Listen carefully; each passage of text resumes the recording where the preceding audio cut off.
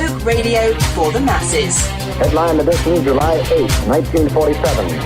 The Army Air Forces has announced that a flying disc has been found and is now in the possession of the Army. If the game is rigged, change the game.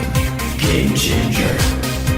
I occasionally think how quickly our differences worldwide would vanish if we were facing an alien threat from outside this world. This is Fade to Black with your host, Jimmy Church, on the Game Changer Radio Network and KGRA, the Global Radio Alliance. I need your help to get to the year 1985. You're listening to Fade to Black with Jimmy Church on the Game Changer Network.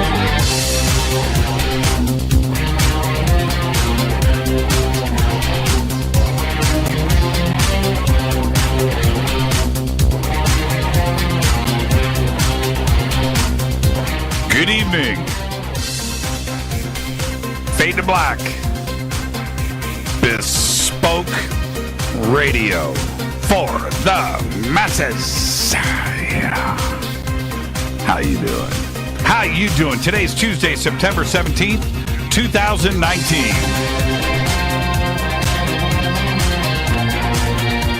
261 days into the new year, just 104 days left. We are live from a bunker somewhere in the middle of beautiful downtown Burbank, California. And I would like to welcome everybody listening all around the world, all across the United States. Hither and thither, to and fro, back and forth, up and down, east and west, north and south, far and near. This is Fade to Black for KJCR, the Game Changer Network, and KGRA, the planets. I'm your host, Jimmy Church. What is cracking, everybody? How you doing? Good evening. Tonight, very special guest, first-time guest Adam Apollo is here. It's going to be a great show tonight. I met Adam at Contact in the Desert for the first time, and watching his presentation and the way that he presents himself, you're going to be blown away tonight. Adam Apollo, as a child, he had several encounters with extraterrestrial starships. Since awakening at 15 years, Adam dedicated himself to extensive studies in theoretical physics, symbolic geometry, past life recall, sanskaric healing, Taoist alchemy, martial arts, energy therapies, occult magic, and many ancient and modern spiritual traditions and practices. He has had countless contact experiences. He organized CSETI and ECETI events and called and connected with hundreds of Starship crews and developed a comprehensive knowledge of many species who have interacted with humanity over many millennia. He is the founder of the UNIFY movement and a lead systems architect for several international online academies. He has also provided development, consultation, and white paper editing for multiple organizations focusing on sovereignty, decentralization, cryptocurrencies, and is also working on an infrastructure to support the independent sovereign web, a distributed cryptographic social system, and future Starship dashboard called the Core Network. I would like to welcome for the first time to Fade to Black, Adam Apollo. Adam, good evening. How are you, man? Doing great, Jimmy. Great to be here with you. Yeah, it's great to hear your voice. And before we get started, let's get one thing out of the way, which is the first-time guest disclaimer. All right, now the next time you're on the show, you're not going to get it, but you get it now, which is this. It's just you and I, Adam, sitting on my couch having a conversation as friends, and where that conversation starts, it starts. Where it ends, but we're going to end as friends. There you go. You ready to go? Sounds good to me, Jimmy. Let's do it. Let's start with the basics. Where'd you grow up? Well, my parents divorced when I was 2 years old. So even though I was born in Oakland, California, they traveled a lot until I was around 2. And then my dad ended up in Austin, Texas. He's a musician. My mom ended up in a little tiny town called Red River, New Mexico, way up at 9,000 feet in the Sangre de Cristo Mountains of northern New Mexico. And so I was between them a lot as a kid, basically traveled back and forth, every few months until I started school. And then I was with my mom in school primarily because this tiny little school with like 30 kids, K through 5, was just way better for my education than the Austin City schools, as you can imagine. Mm-hmm. I tried Austin City schools around second grade. It was a total shit show, except for art class, which was amazing. I started learning how to draw in 3D, which was the best part. Right. But my dad also lived in Philadelphia for a time and St. Louis for a time after that, and eventually moved to the North Shore of Oahu and Hawaii. My mom, around the same time, ended up moving to North Carolina. And so I've spent a lot of time in the mountains of Western North Carolina and also in Hawaii during my middle school and teenage years. That's pretty cool. I mean, you get a little taste of everything.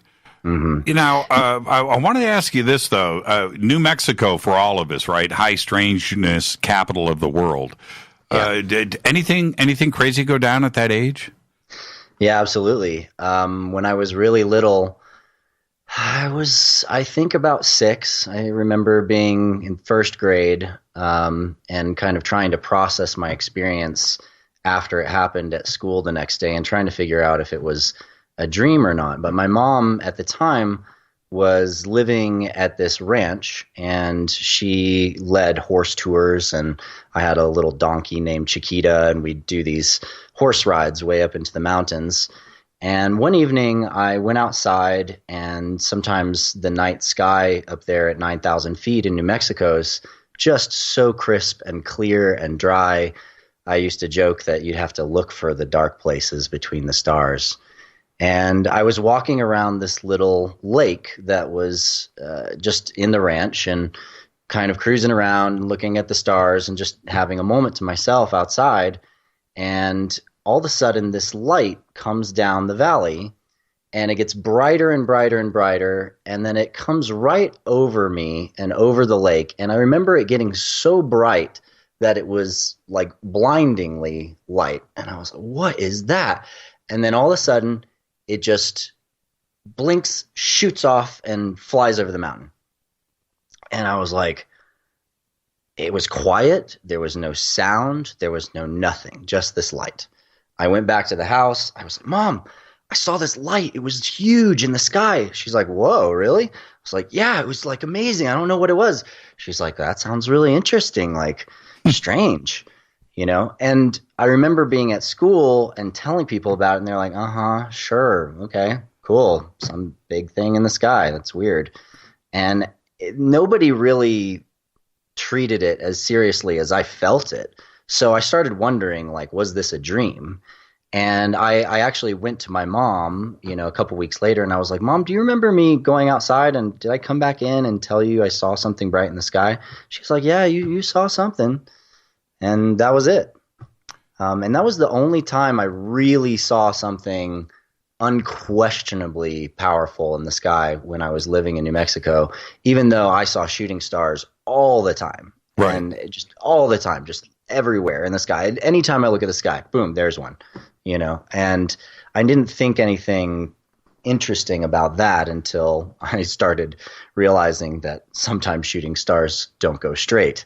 Sometimes they turn 90 degrees half the way. But I had to learn how to pay attention to that as I grew older. Now, when your awakening was at the age of 15 years, a very critical age for any teenager, but between your first sighting in New Mexico and the age of 15, was there contact? Was there things that were going on through that period? 7-8 years. The only other major experience I had that came with an object in the sky that I couldn't explain happened with my dad and a couple of my stepbrothers when he was living just outside St. Louis in a little town called Robbinsville. And there's sort of a shortcut from the highway. You could take this dirt road and take a shortcut over to where we lived in this little valley, train tracks and a river. And we were taking this dirt road shortcut. And at some point, I'm in the back seat. My dad's in the front seat. My stepbrother's in the passenger seat. And he looks up out through the dashboard window and he says, "Stop the car, stop the car, stop the car." And my dad like hits the brakes, stops the car. We jump out of the car. He's like, "Get out, get out." And we get out. We're like, "What's going on?" My heartbeat's racing. I'm like, "What's happening?" And he's like, look. We look at the sky and there's these 3 lights and they're in a triangle shape and they're just weaving back and forth across the sky. And we're all just like, whoa. And then all of a sudden, they like speed up. It spins a little faster, goes down over by the horizon, and then shoots across the sky like a shooting star. Gone. And we were all just looking at each other like, did that just happen? Like, did we just see that? And we're all that's an epiphany. In. That's an epiphany right there. Yeah. And that's one of those moments where, and I'm, let's like 9 or 10 at the time. Where you're just like, how, like, what is that? Like, come on, like there's no aircraft that does that. And by this age, I was already just extremely logical and investigative in all of my thinking. I was real smart in school. I generally aced everything. I had above 4.0 grade average. I, won trophies for being the top grade point average from K through 5th grade. And I had problems with a lot of the answers that I got in school. And at that point in time, I started really wondering and questioning certain things about the way that we describe our history, the way we describe our reality.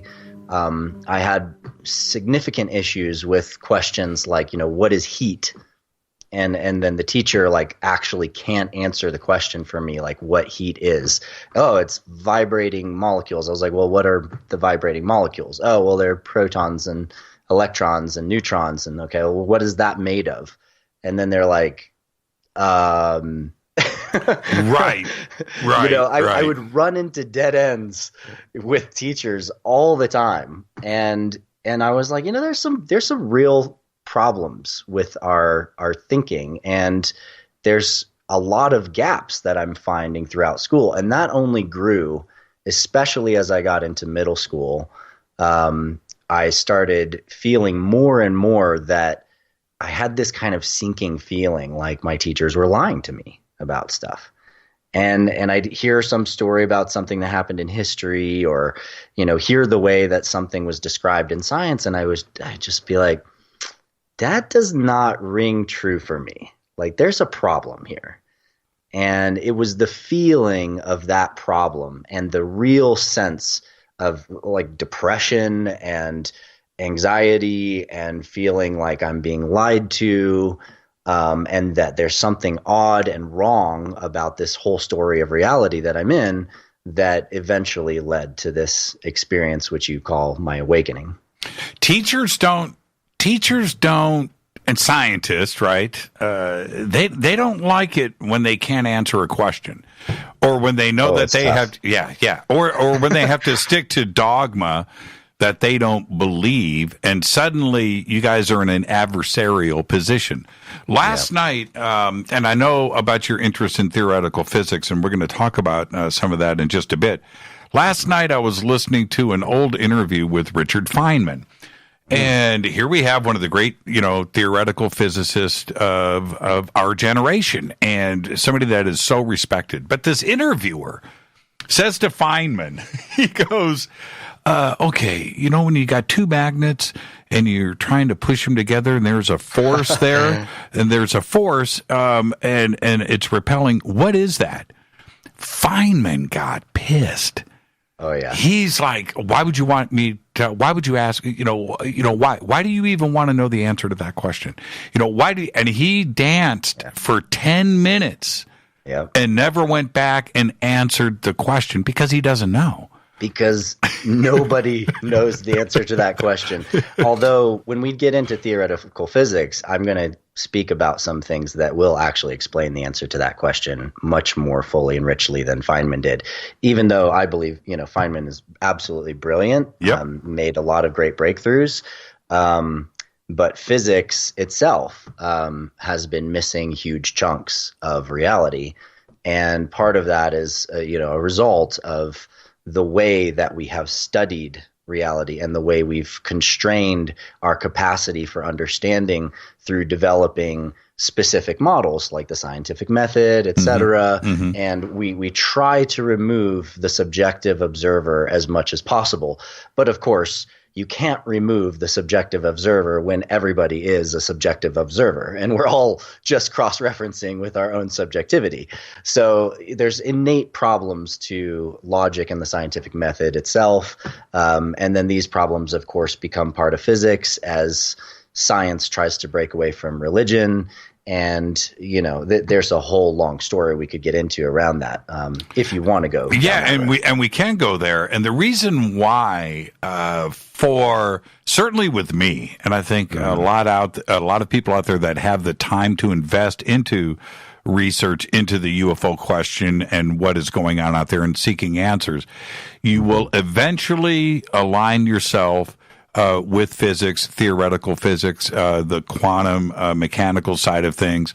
And that part of science, the theoretical physicists out there, and that are into astronomy and the cosmology side of things, down to the quantum level, understand that the numbers and the math and the equations clearly state a lot of fantastical things that point in the direction of the planets and intelligent life, and we're not alone, and the theories of multiverses, and that research will take you, and they are right there with us, and we are getting close because of the research that is going down to prove these things that have been unprovable in the past, and we are right there. That's theoretical physics and getting into that is a very important part of our community here. And it's starting to blend, don't you think? They're starting to overlap. Absolutely.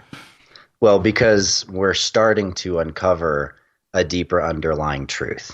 We've realized we've had a lot of theories and a lot of beliefs, but we're starting to see a deeper underlying truth. And once you begin to get the underlying framework, everything starts to make sense. I mean, when we zoom back into my life story and we look at me as a little kid going into high school, I got fascinated with the Drake equation, which for most of your listeners probably are aware of it, but it's basically an equation to estimate what the likelihood is of there being other intelligent life out in the universe. Now, at the time when I did the Drake equation, there's a couple parts that you plug in. One of them is, what is the percentage of stars around that have planets that have the capacity to support life.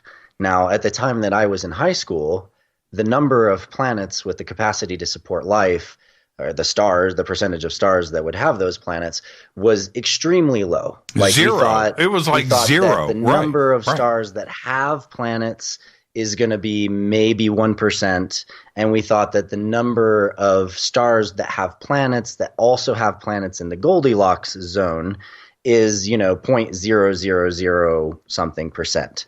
And when you plug in those numbers to the Drake equation, you still get the potential of thousands of, literally millions of planets with life and thousands of planets, that could have intelligent life when you're looking at the scale of the entire universe.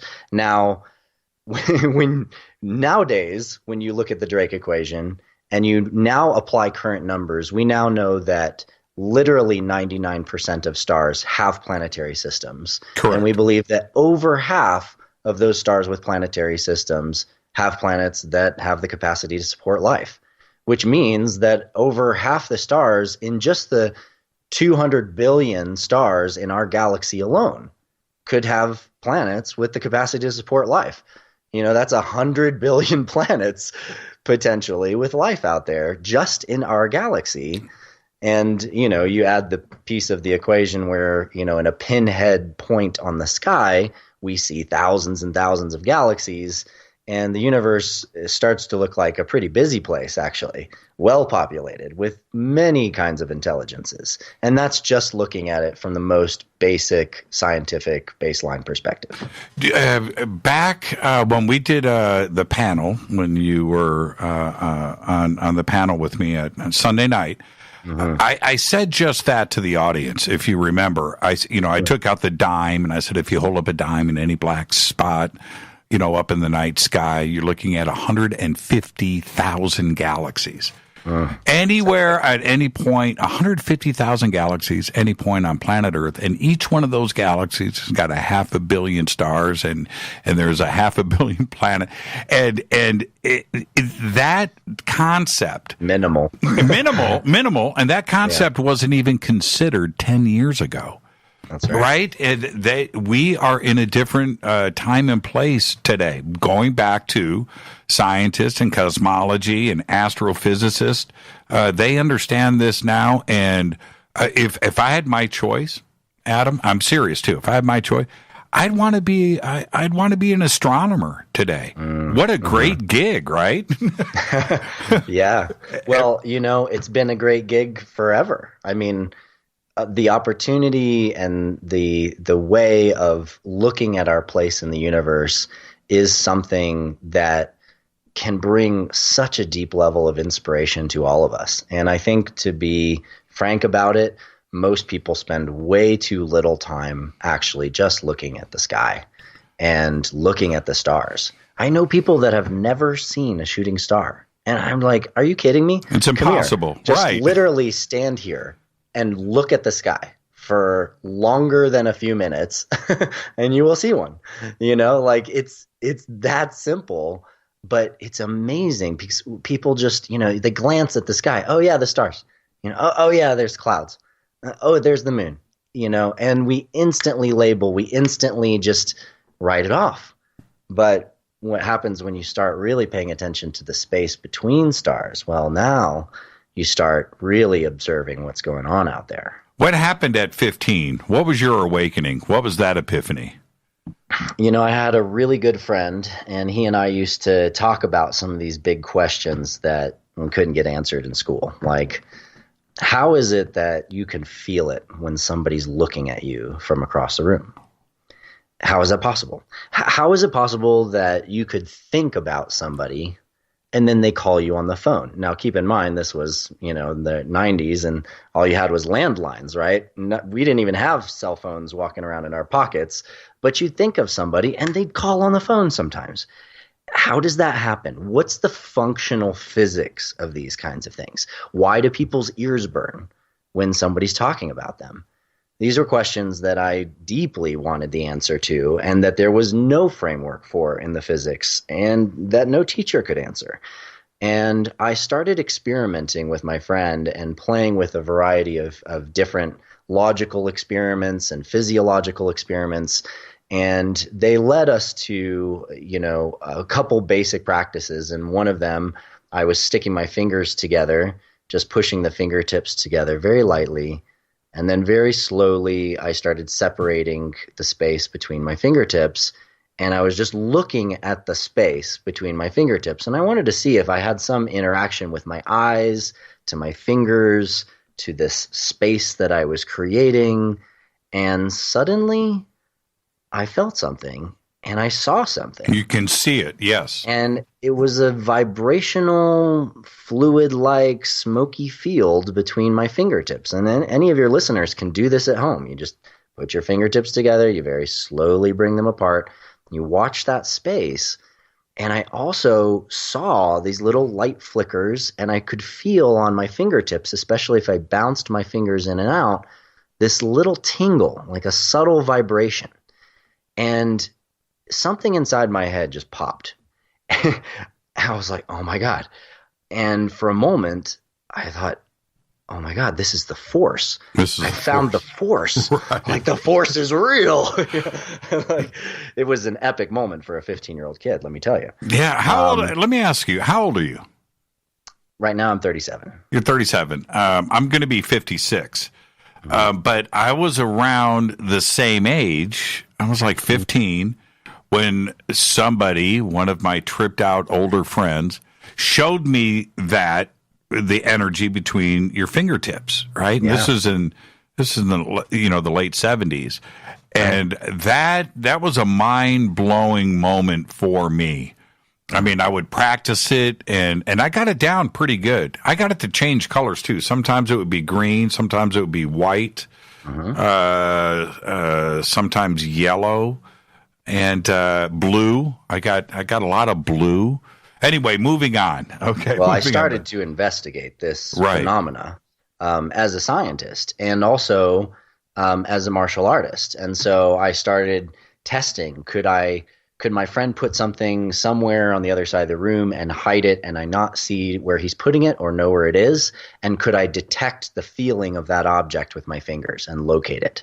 So I started dowsing with my body. My friend, we also practiced martial arts and sparring and push hands together. So we started doing that blindfolded and we started playing with how fast could we go? And could you go faster if I would just feel, using that little sense of the tingle, where his hand was going to be? And it was mind-blowing because we started literally having these massive breakthroughs, and I started playing with the charge in the field. I started filling my whole hands with it, showing other friends in high school, and they're just like, oh my God, like what is this that you're doing? What is that? And I'm like, I don't know. It's energy. It's part of life force. And I started realizing that it could be tuned to different frequencies, just like you describe, and really shaped to different elements like fire, air, earth, and water. And that a person feeling the ball in my hands that is, invisible and seemingly intangible could literally detect if it felt like fire versus if it felt like water. And I still do this practice. I teach this to people, and I have them create these little balls in their hands and pass them to each other. I did it at Contact in the Desert. And the look on their faces when they receive the thing into their hands and they realize that it actually feels like an element and they can tell the other person which element it is priceless, man. It's one of the greatest things, seeing people go, this is so real. And for me, I began investigating, like, what is this online? And the internet was, just budding. I'd come across sites on everything from GeoCities to AOL to whatever. And I began to discover that there were descriptions for the very things that I was exploring in all of these different traditions. From initially looking at elementals, I discovered Wicca and the Druid traditions, and they talk about using this energy of the elements to communicate with nature, and then discovered that what I was doing in martial arts was actually something called Tai Chi and Qigong, and that Taoist alchemists have been practicing this kinds of stuff for 5,000 years. And then in India, it turns out there is this thing called prana, and the prana moves through the body, and the body has these different chakras, and everything gets tuned. And I start discovering and exploring all of these different traditions all around the world who are all describing this thing that's completely missing from our mainstream view of reality, completely missing from school, completely missing from everything. And why? Is it because these things are connected to spiritual traditions? Is it because these things are considered esoteric? I wanted to know what the frick is going on, right? And why isn't this in our science? And that's what led me to physics. And that's where I'm going next. We need to take our break right here. This is Fade to Black. I'm your host, Jimmy Church. Our guest tonight, Adam Apollo. Great conversation, Adam. We'll pick up where we are leaving off. You can follow Adam on Twitter at Adam Apollo. All of his links to a bunch of his sites are over at jimmychurchradio.com. Of course, follow me on Twitter at jchurchradio. Hashtag F2B is the sandbox. We'll be right back after this short break. Stay with us.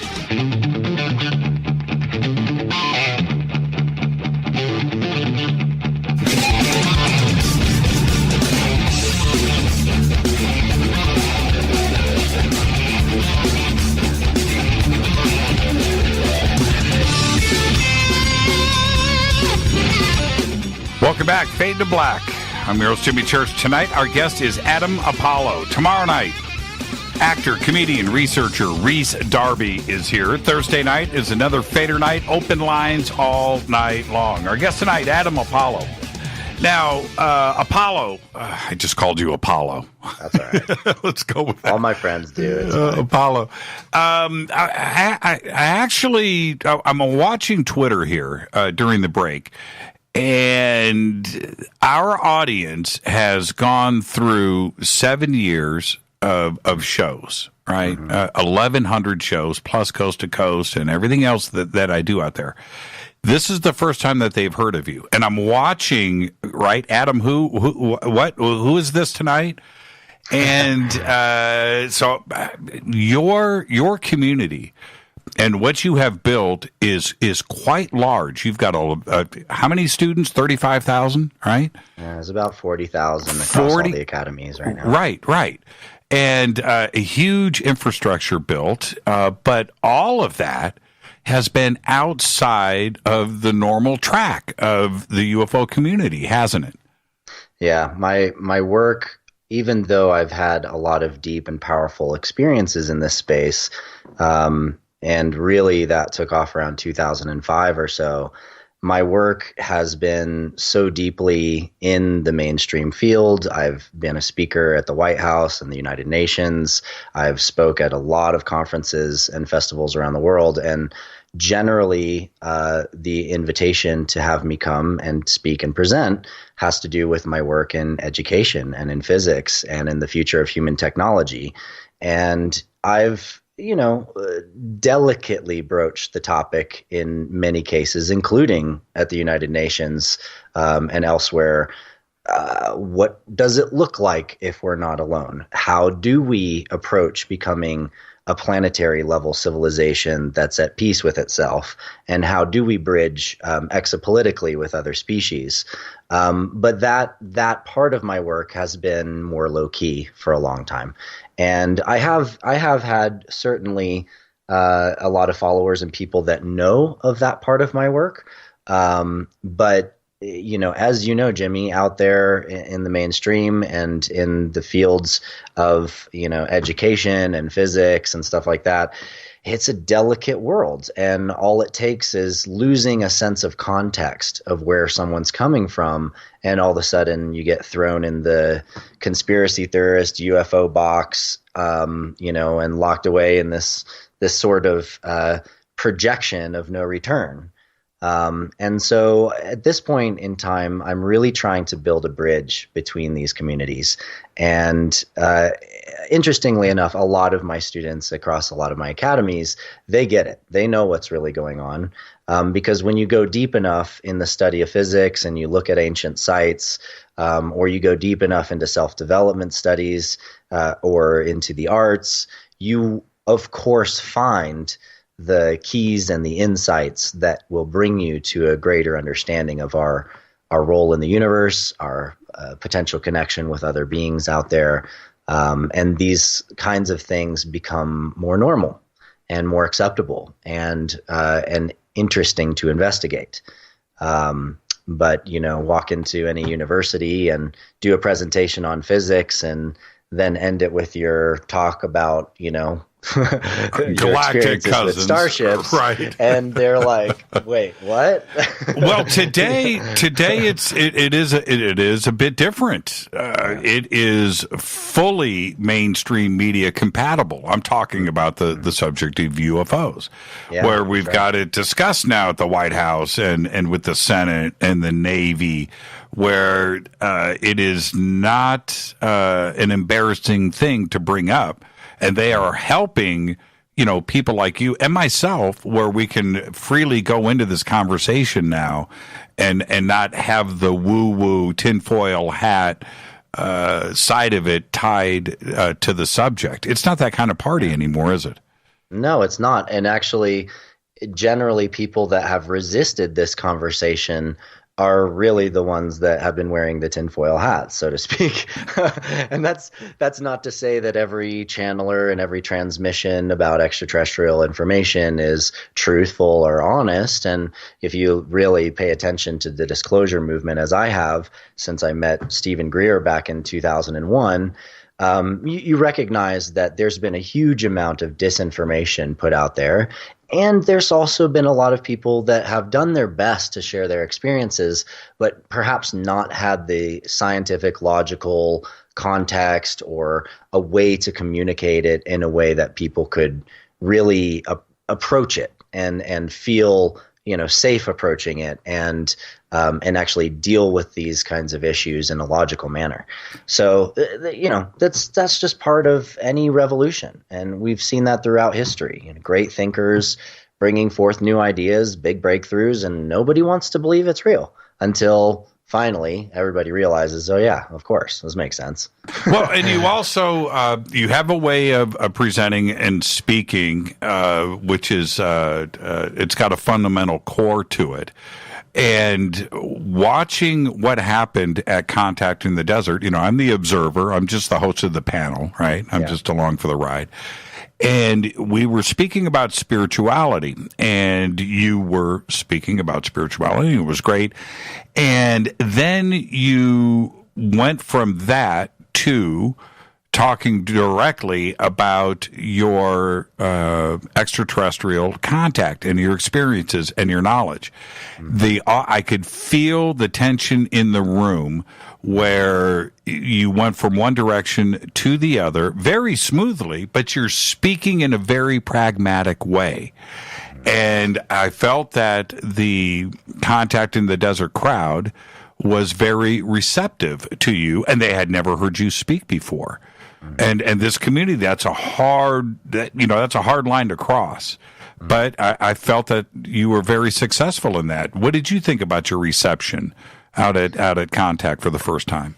I was really pleased to be there. My main keynote talk, I almost packed the whole hall, and it was the other giant hall down at the other side from where we did the panel, the second biggest room, and had an amazing standing ovation at the end of my talk. I finally actually have all of the edits of that talk. It's like a 7-camera shoot that was done for me by a wonderful videographer named Ruben Langdon, who has the #1 show on Gaia right now. It's called Interviews with Ed, and I am going to be in that show this fall. It's already been recorded, but they haven't released it yet. And he got great footage of that whole talk. So any of your audience can check that out. It's going to be posted on my YouTube probably within the next few days. I'm just waiting for the final edit to come through. And you can find me on YouTube just by Googling, Adam Apollo, and you'll find me there. And I also have a videos section on adamapollo.com, and it'll be at the top of there. And that presentation is sort of my most overarching magnum opus of understanding the connection between personal spiritual experience, sacred geometry, theoretical physics and unified physics, where gravity comes from, where electromagnetism comes from, what are the fundamentals of these things, how does this lead us to a more comprehensive understanding of our relationship to the universe, and then eventually I take that to applying that in advanced technological research, such as how do we build Starship engines, how do we jump across the galaxy faster than light, what kind of interfaces do we need to be able to accomplish this kind of stuff. And so it's a great intro to, all of the depth of my work and the topics that I explore. The concept of, let's get into some theoretical physics for a second. We can do the rest of the show on this subject if you would. Yeah. Which is, if we're not careful. Yeah, right. When we go back to a couple of things that have been, I don't want to say the Bible, but certainly the accepted dogma in physics, which is Einstein's field equations. special relativity, and the way that all of that was presented in its basic form, speed of light is it. Right? That speed, everything stops at the speed of light. There's nothing that can go faster than that. And if it did, these would be the I'm talking about time travel. I'm talking about the reversal of things. So that has been accepted now over the since around 1998, 1999, when dark energy started to come into play in the expansion of the universe, that the galaxies on the outside of the observable universe are now traveling faster than the speed of light. We can no longer see them. They are outrunning the speed of light, but yet nothing can travel faster than the speed of light, which now we are forced to go back and look at Einstein's field equations. Faster than light now, FTL is something that is openly discussed today. We went through almost 100 years now. If you go back to when Einstein first started to present these ideas and these theories, now we're starting to break away from that. Is it possible to travel at faster than the speed of light? Yeah, absolutely. And there's a caveat to all of this. And I wouldn't even necessarily say that Einstein didn't think it was possible to go faster than light. What Einstein actually was communicating is that if you attempt to accelerate to light speed, in other words, when you accelerate, you are creating gravity. It's what we experience as G-force. You hit the gas in the car, boom, right? You feel the force of the G's, the gravitational force pulling your body. You go up in a plane, you feel it press you down. You go down in a plane fast, you feel it lift you up. This is acceleration into a new direction. And when you accelerate in a new direction, what's happening is you're creating what we call a gravitational force. But what's really happening is that its space-time is actually warping slightly around you. So if you think of space-time as actually a literal fabric, and this is the breakthrough that I made in high school, and I'm not going to go into all the depths of it, but I started studying loop quantum gravity, the work of Lee Smolin, and I was looking at string theory, and I found that was just like super esoteric mathematically and way too abstraction. It just wasn't landing. But the reason it wasn't landing is because it wasn't dealing with space-time as this fundamental lattice, like an actual structure. And Lee Smolin and his team were trying to figure out, how do we study gravity at the smallest scales? Like, what is quantum gravity? How do we apply gravity in quantum mechanics? And what they found in their equations as early as the 80s was that the only way it makes sense that gravity is working at these small scales is if space-time is an actual fabric. It's actually literally a lattice made of light at the Planck scale. Now, there's a lot to unpack around all of that in order to really fully and deeply understand that. Listeners can go to my academy, the Resonance Academy for Unified Physics. It's a great place to learn about the basics of quantum gravity, how space-time works, how we are interacting with space-time, and even through to the course that I'm releasing this fall called Quantum Geometry, which shows how all of these things that we call sacred geometries are actually parts of the geometric structure of space-time itself. But I don't want to get into that too deeply, but I will say that what's happening when you're accelerating is that you're pushing your way through this fabric. And so you can think of it as the harder you push, the harder you accelerate, the more you're bending the sheet around you, the more you're bending the fabric. And what Einstein realizes is that if you keep doing that and you keep pushing harder and harder and harder, accelerating faster and faster and faster, it's going to take more and more and more energy to go faster and faster until it gets to a point where just to accelerate, it takes, nearly infinite amounts of energy. And this is why Einstein communicated that if you're accelerating, you cannot accelerate to the speed of light and actually hit that barrier.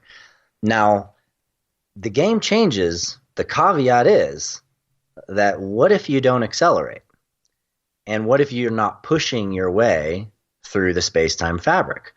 What if there was a way to simply jump through the fabric? What if there was a way to isolate the space-time tensegrity, so to speak, as to use a Buckminster Fuller term, Right. or the energetic construction of an object and its surface from the outside space-time, so that when it moves through that space-time, it's not pushing against the fabric. And, we might describe something that would do this as if it was in a higher dimension, which is an interesting idea because, a lot of people see these spaceships and they fly into mountains and they're like, wow, these must be higher dimensional beings. And yet, if you develop the technology to isolate the space-time around a craft from the surrounding space-time, you would be able to move through that surrounding space-time literally with no friction or intersection of any kind, including heat, electromagnetism, molecular tensegrity, or any of that stuff. You could literally fly into a mountain, you could fly into a sun, etc. So there's a basic physics principle to that. And we also know, because of quantum mechanics and the study of photons, that once you're already going light speed, that whole equation doesn't matter, because anything that's already at the speed of light exists in a state in which it's not influenced by time. So if you create a field of photons, how old is a photon? The answer is the photon is as old as the universe. How old is an electron? We don't know. In fact, John Wheeler, the guy who wrote the book on gravitation, it's actually the largest book you get when you go to school for physics. It's this massive book on gravity. Woke up in the middle of the night one night and called his buddy. He was like, oh my God, there's only one electron. And his whole realization of this and his experience of this, which you could call a spiritual breakthrough to some extent, was based on his realization and the idea that if an electron is moving at the speed of light, it's not experiencing time. And so it could literally move around every single atom in the entire universe, and it wouldn't matter. It could be distributed through the entire universe, and it wouldn't matter because it's moving at light speed or above, and so it's not experiencing time. And so these are major caveats that we see in physics, and they make possible the kinds of things that we witness, like teleportation, entanglement, what Einstein called spooky action at a distance, but which is really just the realization that information exists in a standing field that is encoded by this fabric that we call the space-time continuum, or that we call the fabric of space-time, but that this fabric of space-time is made of light, and because it's made of light, it's moving at light speed in the way that it vibrates. And so there are potentials for information to transmit without passing through time at the most fundamental levels of the universe itself. Let's stay right there for a second. Is information a constant? Is information a constant? Yes. Can it be destroyed? For instance, yes. Is it a constant? If you take that same fabric and it interferes and goes over the event or horizon of a black hole, is that information stable? Right? It is. It would remain stable at the singularity. Ripped apart, the information stays constant. Does it reassemble on the other side? Well, this gets down to, what is space-time and what is information. And when you really get down to it, information, all we know of as information is basically frequencies of light at different patterns. All the information in our brain is like an electromagnetic frequency pattern, and the electromagnetic frequency pattern creates stabilization forms that involve our neurons and the way that our pions and axions connect with each other. But those are all just following charge routes, and they create consistent charge routes. In other words, consistent patterns of vibrational charge inside of our brain, which are just basically patterns of frequency or geometries of frequency. Now, when you look at all information as just basically patterns of geometry vibrating at certain frequencies, then it starts to make sense why somebody on the other side of the planet could have the same idea as you at the same time. Because who's to say that that frequency field and those geometries are just local to you? They're not necessarily. How is it that you could enter a dream and somebody else, on the other side of the continent has a dream with you, and you both experience the exact same dream, even though you're living on different sides of the continent and you see each other? And maybe if you're lucky, you happen to be friends and you're like, I had a dream about them. You're like, no way, I had a dream about you. How was it that you were in a shared information space at the same time? And this actually suggests that a lot of the ancient thinking about the astral plane and sort of these layers of our existence where we are able to commune with this field of information that is space-time are not only real, but they're actually just extremely practical tools that our body and our minds and our consciousness are built to use. We just have forgotten how to use them, or or they've been pushed so far down the hole of being evil by some religion or other that nobody wants to look at it anymore, when it's literally part of our natural biological mechanism. It's part of our consciousness. And so does information ever get destroyed? Well, is that even possible? Because when you look at an event horizon, for example, which is what we describe as that like limit where light is captured by a black hole and can never escape again. Well, just because light goes in doesn't mean the information is destroyed. And it also doesn't mean the information can't come back out again, because in order to have conservation of energy, you also have to have conservation of information, because they're one and the same, which means, and Hawking, was losing his mind over this, and lots of other guys, they're like, how does it go? Where does the information go? But people like Nassim Haramein have provided very elegant solutions for this, where literally, you have black holes nested throughout every scale of the universe, from a proton up to cosmological scales, and that the properties of a black hole's event horizon are simply that at the event horizon is where the internal information is entangled to the external information throughout space-time. And you also have a singularity at the core.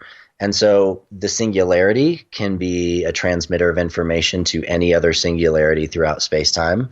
And you also have the bridge of the individual to the collective, or the individual proton to, say, all the protons in your room, can be connected literally through what we call wormhole networks that are these sort of bridges off the surface of a proton. But what I realized is, and that, again, this is like mainstream research. This is major science. You can look in Scientific American and see John Wheeler and other guys talking about wormhole networks coming off of protons. And, it's this connection between the Einstein-Rosen bridge and EPR, which is the entanglement paradox. And what we're realizing in physics is that we are constantly entangled with space-time all around us, and the objects we interact with all the time, the people we interact with, we literally build faster than light Einstein-Rosen bridges of standing light waves between us and these other people and these other things. And those things are preserved even if we go further and further away from each other. Well, it would also suggest, and we got to take a break here in 20 seconds, so you give me a yes or no answer, but it would also suggest a direct connection to anywhere, right? Zeta Reticuli. It doesn't matter that that entanglement, that possibility is there throughout the universe, and it is instantaneous, where we're not talking about the speed of light, we're talking about now. Not later. And what is the I? What is intention? What happens when we focus on something? Let's take a break right here. Our guest tonight, Adam Apollo. I'm gonna give a quiz at the end of the show. This is Fade to Black. We'll be right back. More with Mr. Apollo after this short break. Stay with us.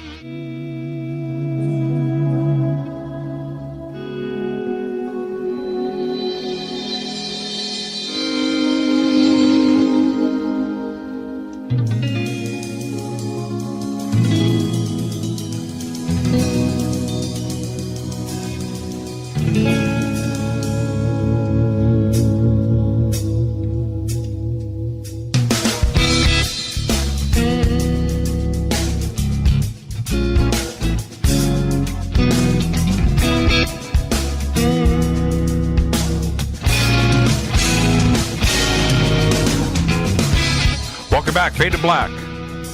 I'm your host, Jimmy Church. Our guest tonight, Adam Apollo. You can follow me on Twitter at JChurchRadio. The conversation's going down at hashtag F2B. Questions at hashtag F2BQ. You can follow Adam at Adam Apollo right there on Twitter. Now, okay, we're going to stay right here, man. I'm not letting this go. This is all right, fair enough. Deeper down the rabbit hole, speak. And see, the thing is I research this so much. It takes a big part of my day, but I'm more fascinated with it as I move along, and every day is new. But this is Leonard Susskind is somebody that I'm just fascinated with, and Brian Greene and others in the mainstream physics often say that the one thing that they want the answer to is what makes up our consciousness. What gives us our soul? What makes us us? How do we go from the atomic level of something without a brain, right, that assembles itself into us, where we can ask questions and laugh and have humor and study, and makes us like, how do we make that transition? And that is one of the biggest questions today in mainstream science, is just that. How does that happen? So I want your opinion on that. How do we make that transition from the atomic level of assembling of molecules and particles into sentient beings? And if we did go into a black hole, Apollo, you get sucked in, what happens to your soul? What happens to your consciousness? If you disassemble and you go down to the singularity, what happens to you? Can that be disassembled? Good questions. And, not surprising that Susskind and Greene would focus on these things. I read Brian Greene's book, The Elegant Universe, when I was 16, and I thought it was brilliant. Did a great job of summarizing, everything from Einstein's theories of relativity to the sort of basics of quantum mechanics. And then he goes off into string theory and M theory and 11 dimensions. And, similarly, Susskind, both of them, they have a deep interest in sort of the music of the universe. And there's one thing that I relate with them around deeply, which is what I was talking about before, that when you get down to it, everything is a vibration. Everything is vibrational. Everything's harmonics. Everything is sound. Everything is music, And that's something we all kind of feel intuitively, that we're just surrounded by the music of the universe. And yet we're like, how is that actually happening? Like, what's really going on? Like, what makes the song of this wall different from my arm, or my eye or my body? And what is it about my body that's different from, an assemblage of matter that makes a chair? Or a coffee cup. Or a coffee cup, right. Or et cetera, et cetera. Right? Right. But here's the thing. When you really get down to it, I think that they've got the approach to consciousness backwards.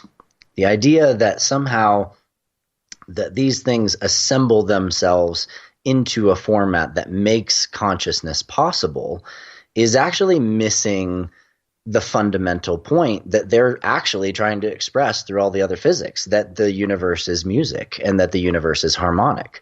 I think that consciousness is embedded in the fabric of space itself. In other words, everything, to an extent, has the capacity for consciousness. Now, how well does that object or that thing communicate with you? Well, it depends on the object or thing.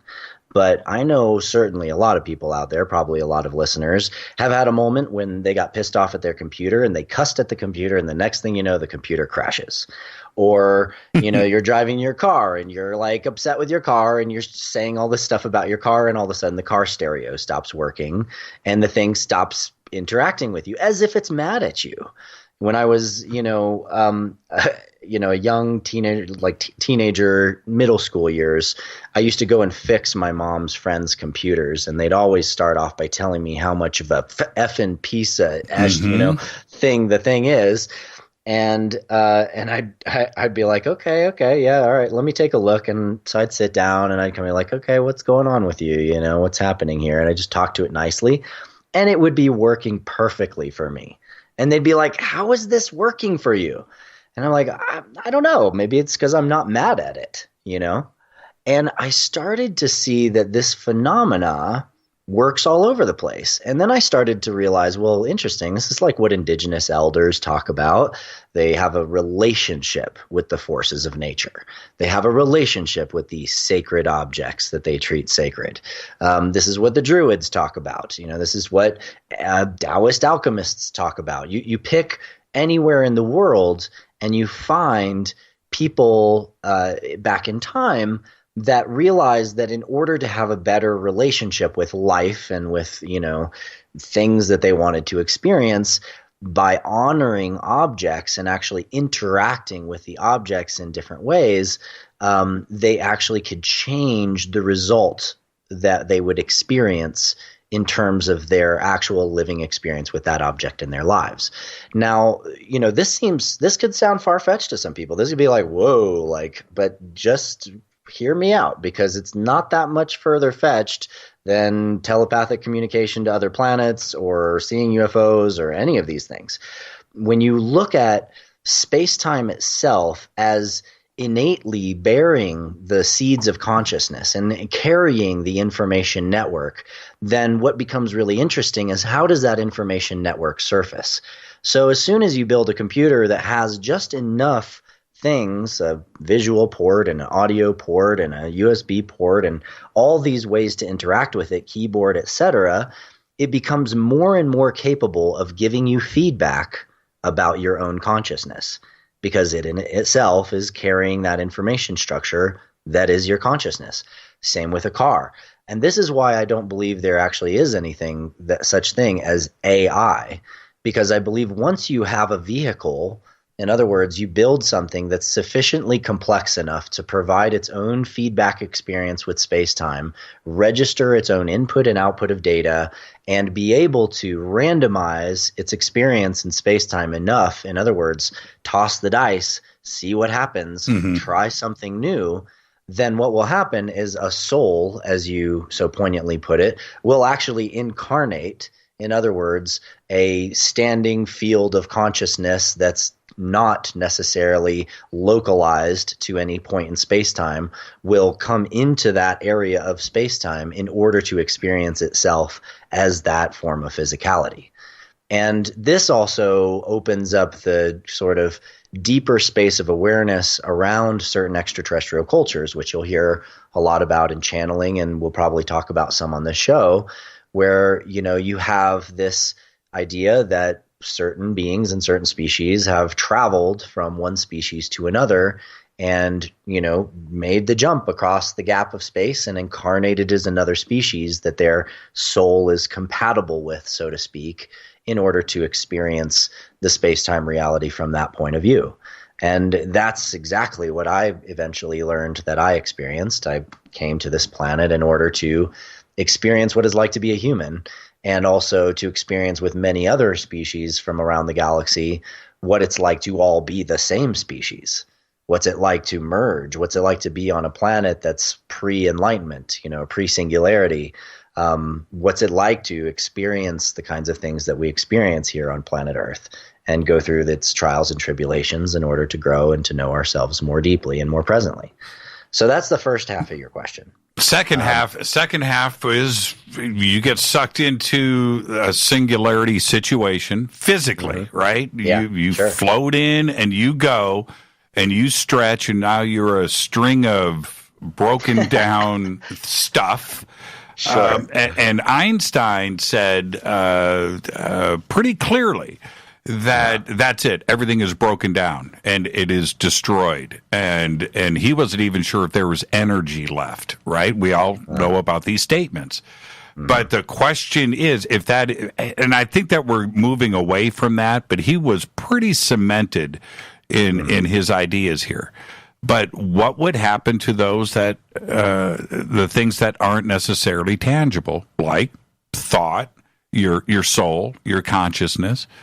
Would you even know that you were sucked into a black hole, right? Would your mind survive? Yeah, well, again, if consciousness is not necessarily limited to the vibrational structure of the molecules and the cellular structure that makes up your body, but is extended beyond it, and which is something that we see measurably on all kinds of scientific experiments. You can measure the heartbeats wave up to 50 feet away. You can detect the effect of observation or of intentionality on an object. Princeton Engineering Anomalies Research Group has done a ton of research on that. And we see that we are having an influence that's not just local. And when we look at certain phenomena that is called remote viewing or astral travel, we start to realize that the consciousness of a being can separate itself from a body. And there's also researchers around death that have found significant changes in the moment that somebody dies, and something happens, at that point where there's something that's moving away from the body, and it's energetic, it's detectable. But where is this thing? Where is this body? Where is the soul? And if you go towards a giant macrocosmic black hole, like, the black hole in Sagittarius A at the center of our galaxy, yeah, you're going to be in the gravitational torsion forces pulling around that are going to literally rip your body and the ship and everything else apart, because it's literally, you're talking about the most powerful maelstrom of space-time that you can imagine. And yet, if you go right down inside the body, what is a proton? Every proton in our body is, calculated to be spinning at the speed of light at its, at its equator. And that, somehow a single proton, ask like, how long does a proton last? Well, the half-life of a proton is 4 lifetimes of the universe. So one proton has lasted from the beginning of time, as far as we know it, in this universe, and will continue to last 4 times that long, and it doesn't slow down. Why not? How does it keep spinning so fast? How is it still stable? How are the protons actually doing this? And the explanation that makes the most sense when you really get down to it is that every single proton is basically a little miniature black hole. It's got a singularity in it, and it's spinning at the speed of light right around its equator. The event horizon of the black hole is literally the charge radius of the proton. And Nassim Harameyn's done some fantastic work on this, and he's a colleague of mine in this School of Unified Physics, the Resonance Academy, and has some amazing papers that explain the math and the science of exactly how this is happening. And it works. And yet it's also fantastic and beautiful. And if you went down to that scale, yes, the forces around a single proton are massive, massive forces. I mean, otherwise, splitting one atomic nucleus in a uranium atom, how does it, devastate at the scale that it devastates in an atomic bomb? I mean, you're literally talking about the power in a single atom. And so we have these massive forces at huge scales, but we also have them at small scales. And we're literally made of these forces that are gargantuan. And the vacuum catastrophe has showed us that even in the empty space all around us, even though it seems empty, it's actually just so finely tuned and highly balanced and in such perfect tensegrity as a fabric that we don't see all this energy. And yet, in a single cubic centimeter of empty space, literally it's been measured that we should have more energy than in the entire visible universe. And that's just a concept that will make anybody's mind pop for a second. Wait a second, what? The whole universe in a teaspoon? But but this is actually what we are embedded in. And to think that, the soul or the deeper construct of consciousness or information would be lost or destroyed in the many maelstroms of existence that we're embedded within, I think is short-sighted.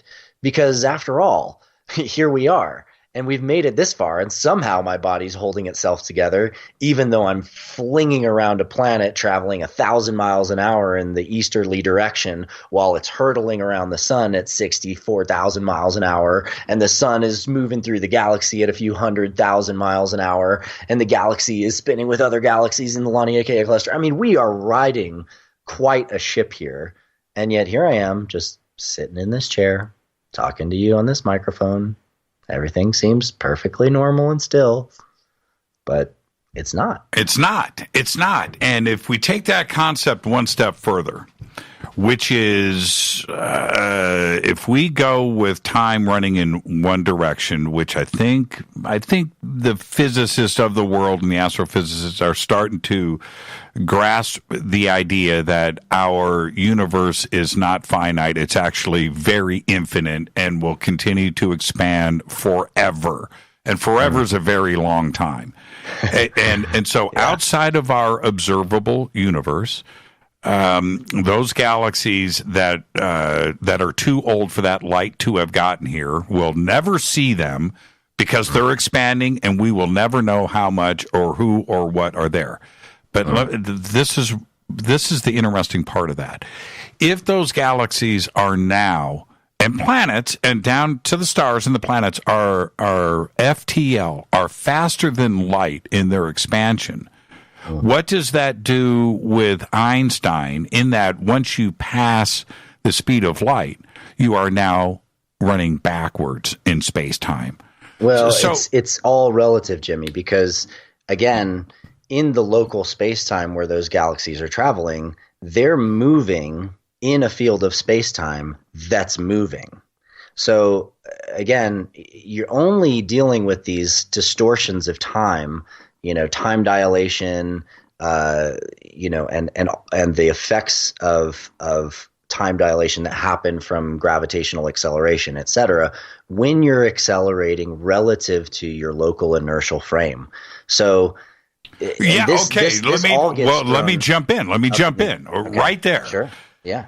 You and I are on a starship. That's right. Right? And we accelerate, and we're at 99.9999999% of the speed of light, right? You and I are nearly frozen in time as relative to Earth, to our original time. We are chasing a planet that is at 99999, point the speed of light. They are now relative to us.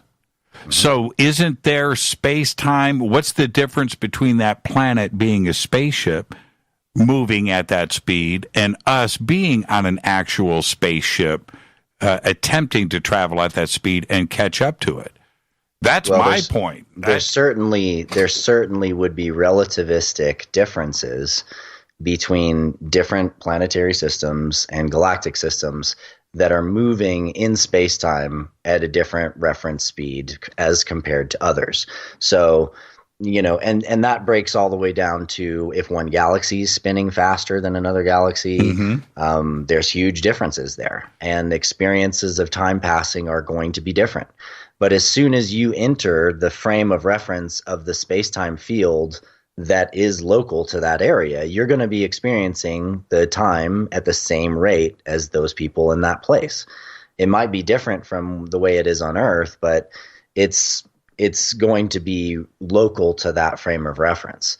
So in general, though, this is not something that we really need to ever experience outside of the thought experiment, because generally what we know is that we're surrounded in a galaxy by 200 billion stars. There's plenty of civilizations and stars that are all fairly, normalized in terms of our time frame of reference. That's right. I agree with that. But I mean, the galaxies that are at the edges of the universe, again, we're observing them as if they're accelerating faster than light.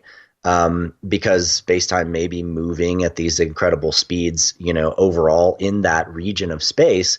But again, we're also based on their distance, were looking into the past.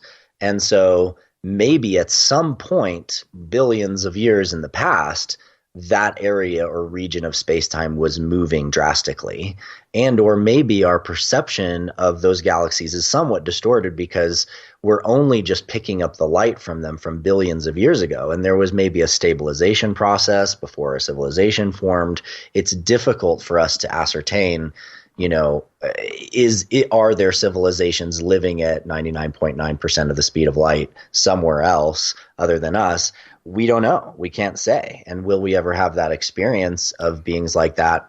No. Who knows? And if we did, we wouldn't know when we got there because we'd be back to normalization. That's right. And that's the most fascinating part. I talked about this a couple of months ago, only that my mind goes, I read and listen to all of these physicists and it just forces me to go into fantastic thought. And one of them would be this. If you are in a galaxy that is now FTL, right? You can't even see it now. It's invisible. Right? The light is now not with you relative. Do they, once they pass FTL, do they start to live in reverse? In other words, as they are expanding out, right, and they continue through the force of dark energy to increase, maybe they're double FTL. Something else that's interesting, Jimmy, is that once you account, if you stop suggesting that stars in the galaxy are simply moving through space-time, in other words, they're pushing their way through space-time, and instead you suggest that the entire galaxy and the space-time of around all those stars is actually what's moving, when you recognize that space is the thing that's moving all the way around, then all of a sudden the mass energy that we've lost, the so-called dark energy and dark mass, are basically negated, because the mass energy that's missing is actually the energy of space-time itself that's moving along with those stars and planets. So that's one thing. And then the other thing that I'll just say is I don't think things go backwards after they go faster than light. I think that once you cross the light barrier, you are in sort of a different dimensional experience of time. In other words, relative to you, other things appear to be stopped. But that in that state, it's not. There's always going to be a relative local time frame. So, like, if you build a ship and you build an envelope around that ship, and you start traveling faster than light and jumping to other planets, it actually doesn't matter how fast you go over sea. There's actually a complete loss of relevance there at that point, because once you learn how to actually relocate your object in space-time, it can relocate itself to a new position at any speed, and everything in the surrounding space-time will still be in the same relevant time frame. In other words, you won't have time dilation. Right. So you can travel to other planets, you can come back, and your girlfriend's not 40 years older or 80 years older. You avoid all of those constructs as soon as you remove the time dilation effect, which is really just based on warping space-time or acceleration. Is that where Einstein, that very paradox, is that where Einstein got it way wrong? In that if we did cross the speed of light in our starship, now we travel backwards. Now we never left where we came from, and that is impossible, right? Yeah, it's impossible, and it's a paradox that I dealt with in high school a lot, and I started thinking of it that way. Like, what if you could get to a star and back to your planet before the light from that star reaches the planet? Would you have gone back in time? But again, that's suggesting that somehow you would be able to accelerate, distort time to that level, and then that somehow you're distorting time to the point where you're going backwards in time. And I think that, is that something that's possible? Is it possible to time travel? I mean, I'm not going to say no. I'm not going to discount that possibility. Because I certainly think it's possible for information to travel through time to some extent. But but that this idea that you travel in a ship and you start warping space-time to this extent, this is what really violates Einstein's principles. And I think it's where he was actually right, is that you can't violate certain principles of causality in that format, because there is a limit to this sort of time dilation and acceleration thing. So anyway, we're going super deep down this road, we're right where we need to be, man. Right Trust where me. you want to be. You see, but this is especially Einstein in some ways was a bit of a hypocrite. In that time traveling to the future in its basic form, just, traveling at a certain speed and returning back to Earth, you're going to return in the future. That would be a form of time travel. But traveling backwards in time, that gets a lot more difficult, if not nearly impossible. But yet, time loops for Einstein were okay. So it was something for me that I couldn't really wrap my head around. You can't have it both ways, and he wanted it both ways. It was a conflicted time period, and when you really look at Einstein's work, you start with special relativity, in which all the guys around him, you got to think that it's also like the way the media, the press, and the other scientists are interpreting his work, right? So he releases special relativity, defines the photon, defines how light works, and all of a sudden everybody's like, woohoo, there's no such thing as the ether. We don't need the luminiferous ether anymore. Right. Yay, we can get rid of that because now we know how light works. 10 years later, Einstein publishes general relativity, and all of a sudden he's talking about this space-time fabric, which is bending light. And that everything is regulated by this underlying fabric, which he calls space-time. And his teacher, Lorenz, is like, Einstein, you just proved that the ether exists.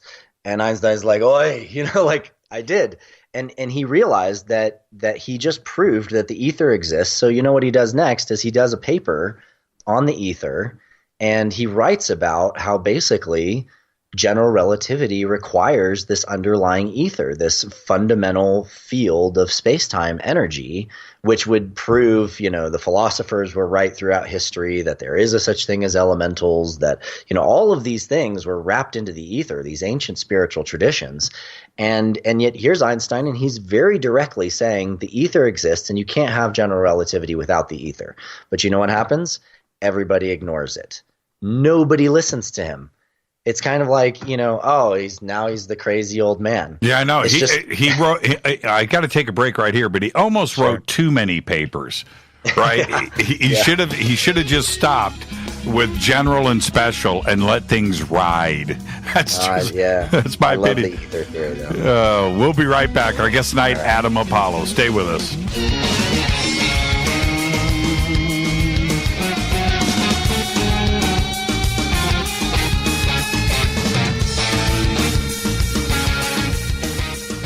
Welcome back. Fade to Black. What a great conversation tonight with Adam Apollo. I promise that there will be a quiz later on tonight. You can follow Adam on Twitter at Adam Apollo, and all of the links, not all of the links, but a lot of the links to his different websites are right there at jimmychurchradio.com. Now, Adam, okay.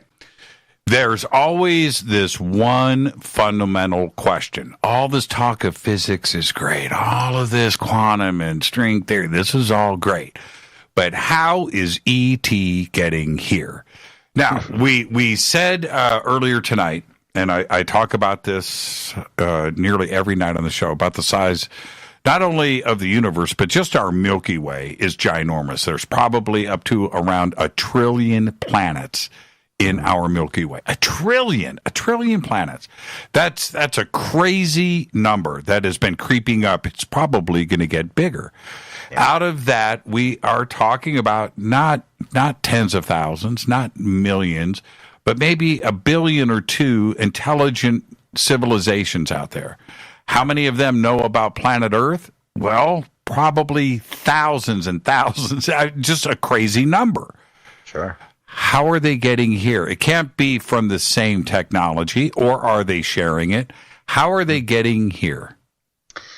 Well, in my experience, both through having contact experiences and also through asking lots of really hard questions in conversations with some of my star family that's out there, I've unpacked a lot of that.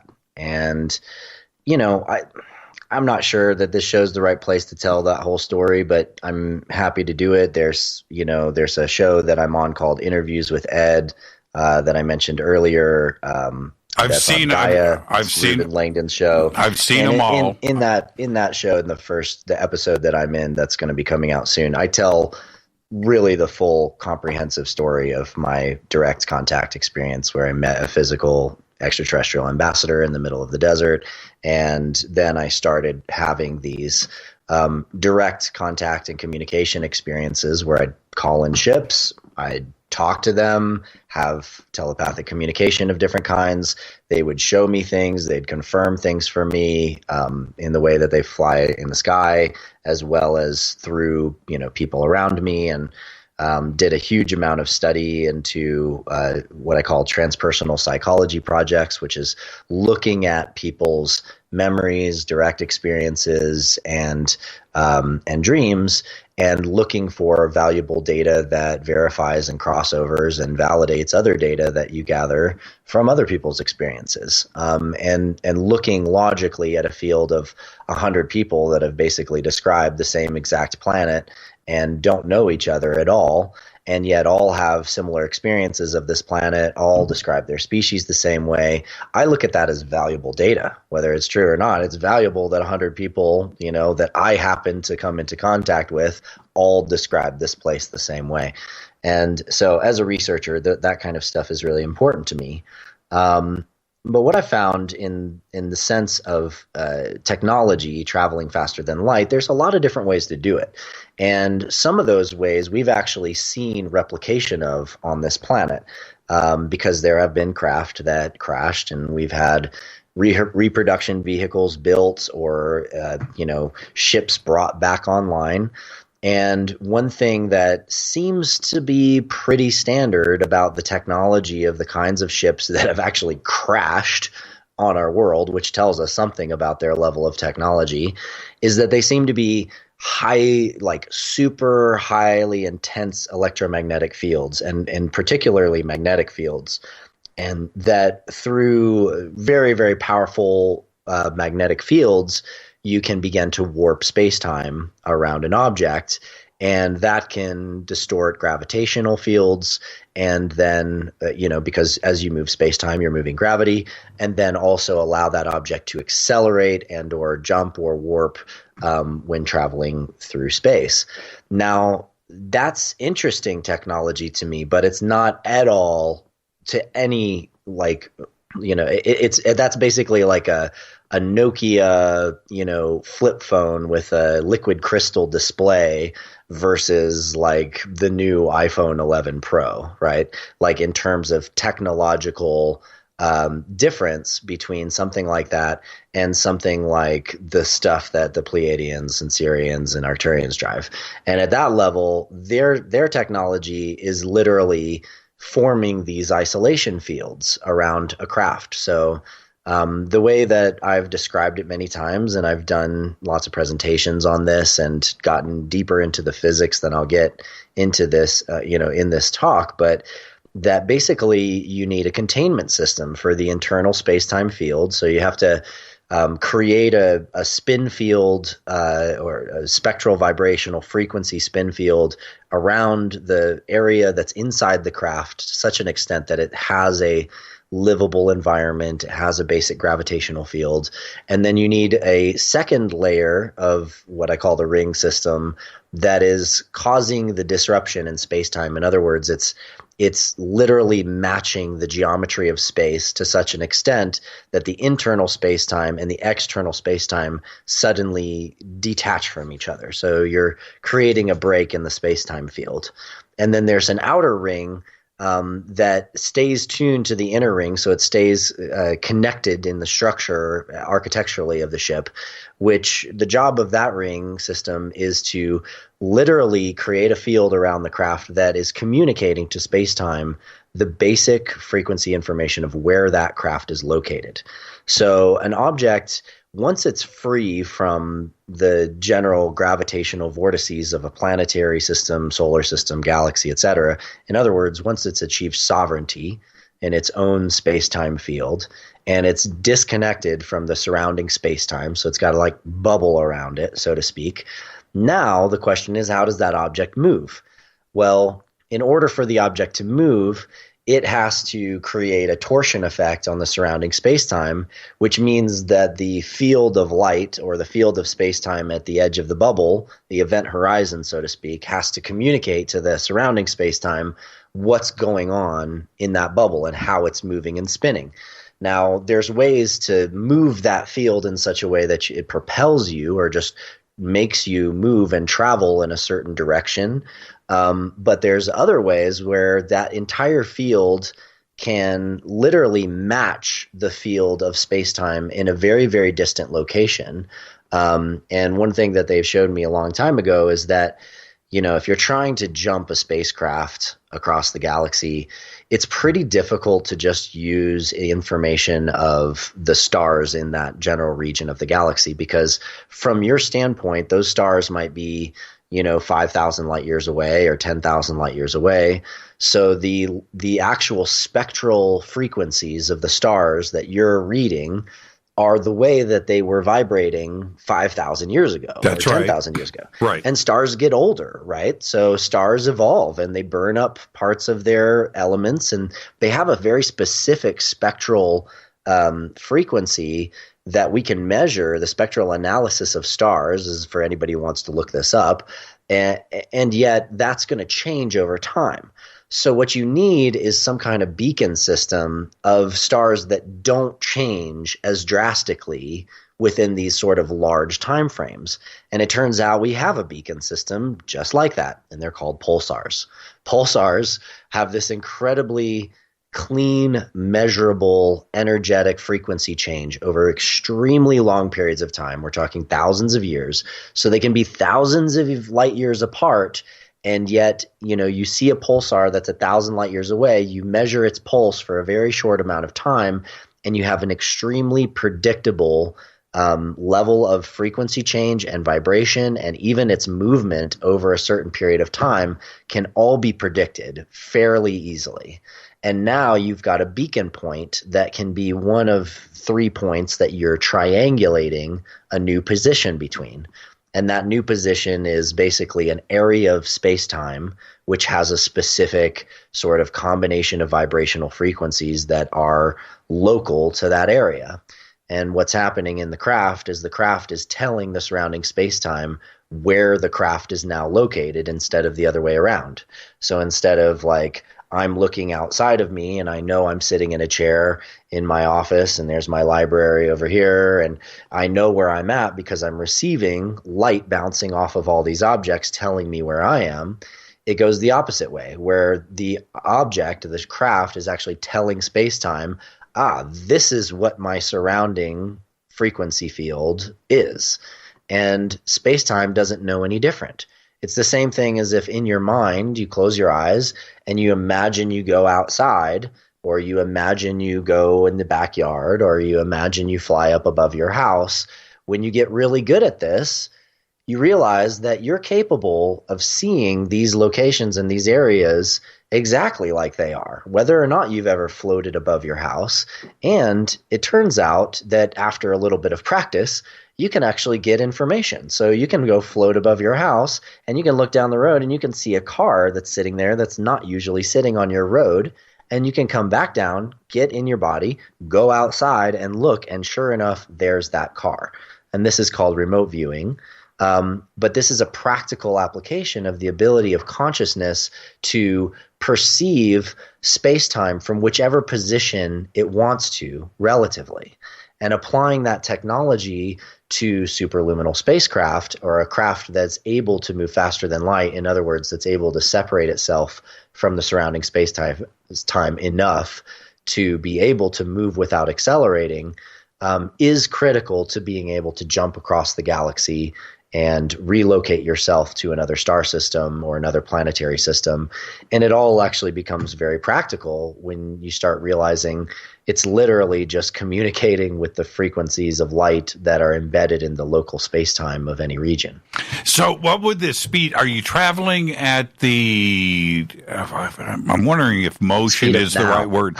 Well, exactly. Are you traveling at the speed of gravity? Yeah, it's just the speed of now. I mean, literally, right.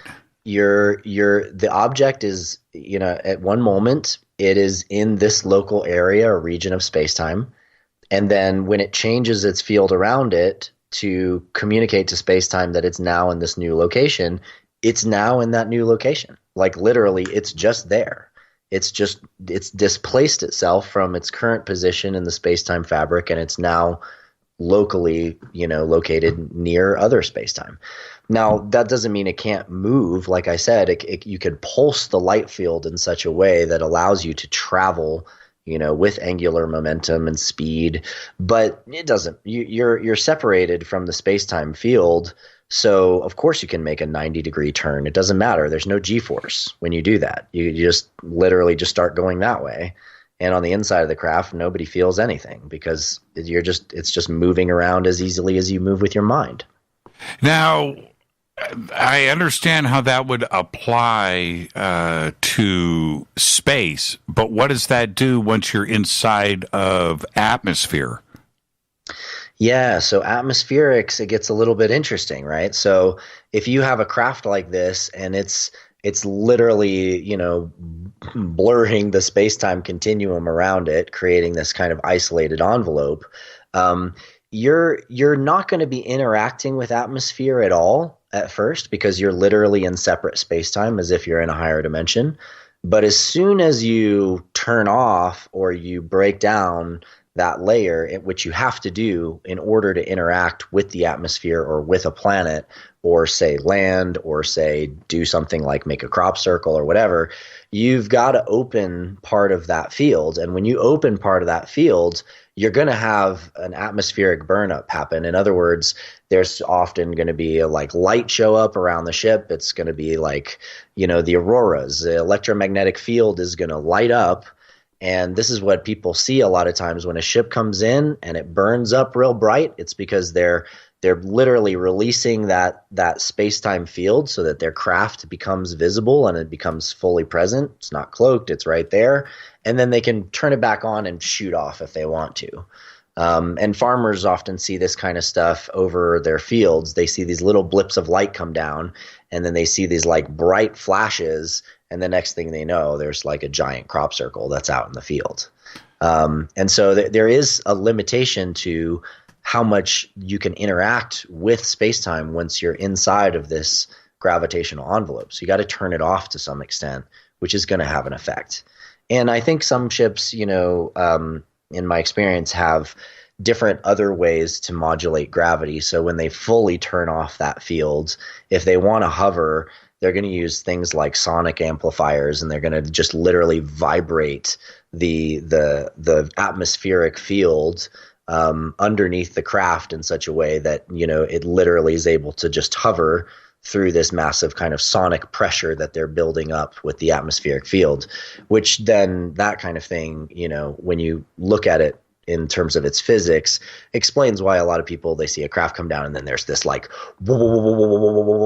this pulsing sonic field while the craft is right around their house, or whatever. Is it visible, though? Is it visible? And does this answer some of the interdimensional aspects of this? Certainly with craft that I have seen that have just appeared and then disappeared. Yeah. Right? It's just it's just when you've got that separation field on that's separating them from their surrounding space-time, it's just as easy to be invisible as it is visible. So they can literally just not be there and then be there. and it's just literally a matter of them setting that boundary and the conditions of that boundary between them and the surrounding space-time. They can show light or not. Who in various governments around the world and state actors understand this, or do they completely not understand it? Well, I think that in general, what I've gotten from studying the disclosure movement, and I've met some very interesting cats in my time. I had an ex-Black Ops friend of mine show up at a psytrance party in Asheville, North Carolina when I was in college, and we became close friends. And he used to do psychic warfare training for the military. And I wasn't sure he was being honest until he took me to dinner, and we were at this guy, this old guy's house who was, basically ex-FBI, really high up in the FBI. And he had photos of himself with presidents and stuff. And I was like, oh, wow, okay, this guy actually is who he says he is. But what I've really gotten is that, it's a mixed bag because, one, of compartmentalization. Two, people that have been studying these kinds of technologies, generally it's just the technologies they've been exposed to and they've been allowed to study and allowed to understand, which then theories develop and physics develop around the study of those specific technologies. But, when you're dealing with something like a ship that crashes on Earth, which is a lot of the ships that I think we've recovered are all Zeta Reticuli based technology, or species that's generally referred to as the Greys.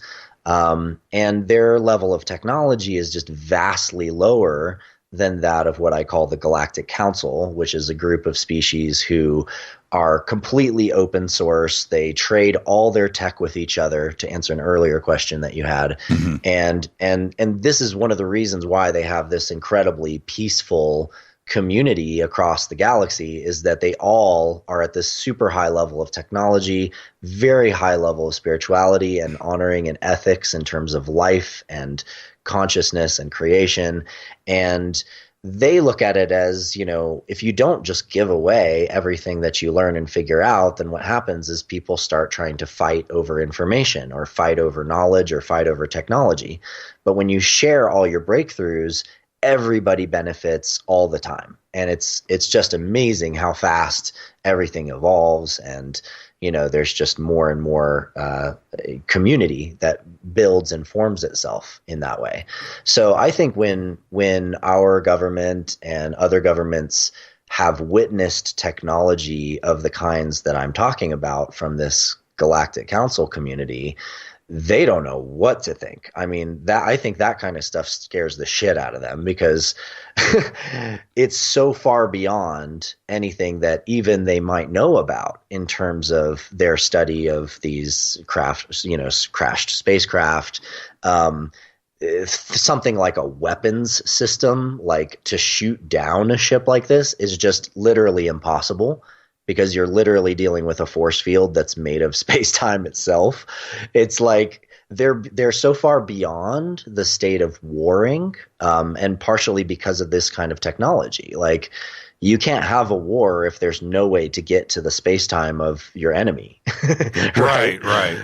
And so, like, the ideas of battling over resources and stuff like that just becomes completely ridiculous at this point, because you can generate whatever forms of matter you want from space-time itself. In other words, space-time is programmable.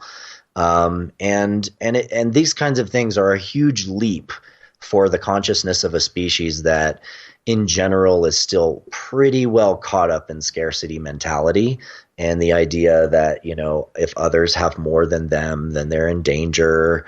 That you always have to be the biggest dog in town, like all these kinds of things. These are just, it's just our adolescence phase, so to speak. Let me jump in. Well, let me jump in really quick. And also, we're going to be heading towards a break, and obviously we're not in any position to end this conversation tonight. So I invite you to stay with us, and we'll do some overtime. But with not to dive into the Fermi paradox, but what the Fermi paradox represents, and you brought up the Drake equation earlier, and other astronomers around the world and cosmologists will say, this sounds fine. The numbers suggest all of this intelligent life, but we can't see it. were looking, we would see the interstellar trading. We would see the galactic freighters.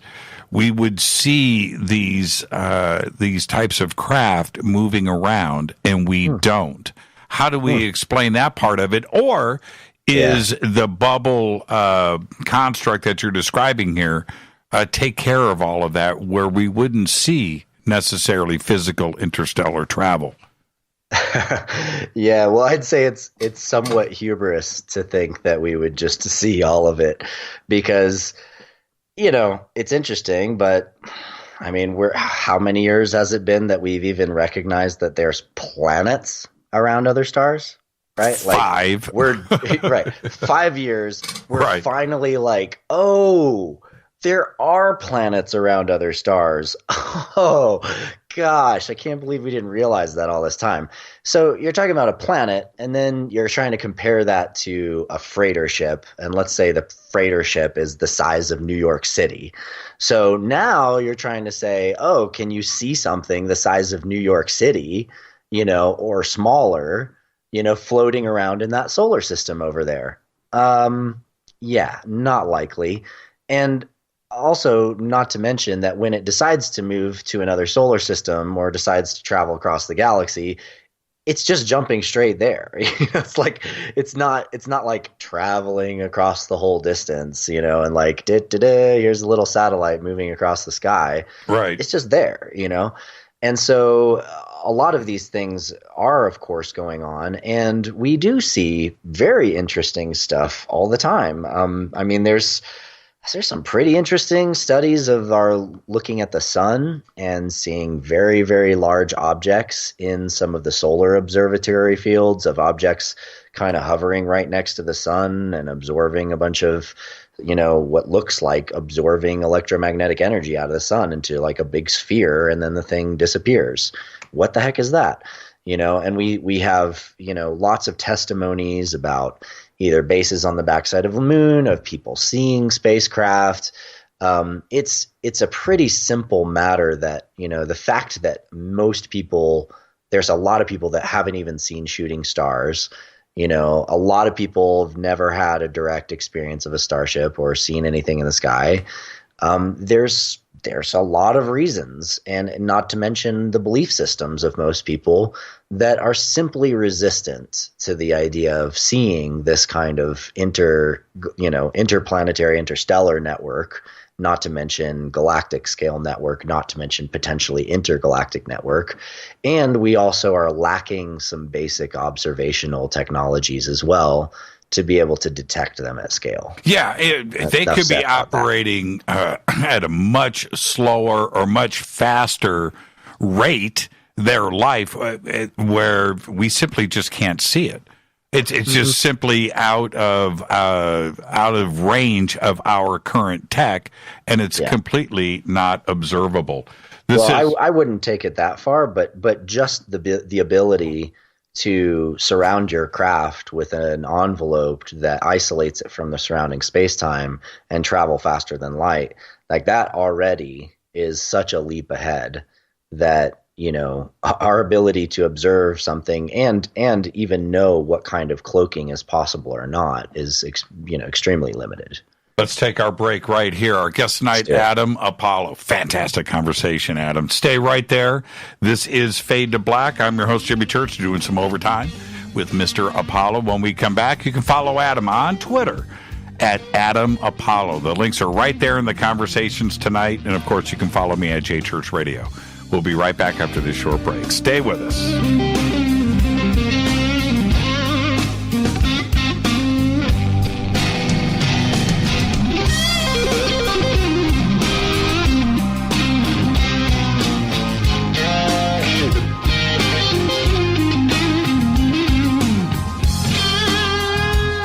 Look who just popped up in the Fade to Black chat.